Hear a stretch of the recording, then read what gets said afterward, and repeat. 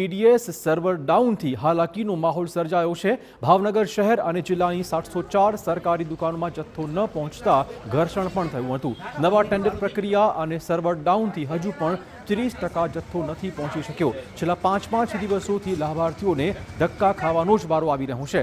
અન્ય સરકારી અનાજના જથ્થા સાથે ખાંડનો જથ્થો પણ નથી પહોંચ્યો। 1 થી 15 તારીખ સુધીમાં અનાજનો પુરવઠો દુકાન પર પહોંચાડવાનો હોય છે।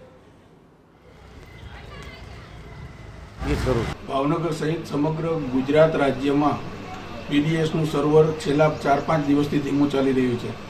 આજે અત્યારે 1 કલાકથી એનઆઈસી સાથે ચર્ચા કરવા છતાં આ સર્વરને ચાલુ કરવામાં નથી। ગુજરાતમાં નિગમ તરફથી ખૂબ જ મોડો માલ મળે છે। હજી સુધીમાં 30% જથ્થો દુકાન સુધી પહોંચાડી ન શકે। નિગમ અને સિસ્ટમ ઓનલાઈન સિસ્ટમને પણ ચાલુ રાખી શકતી નથી।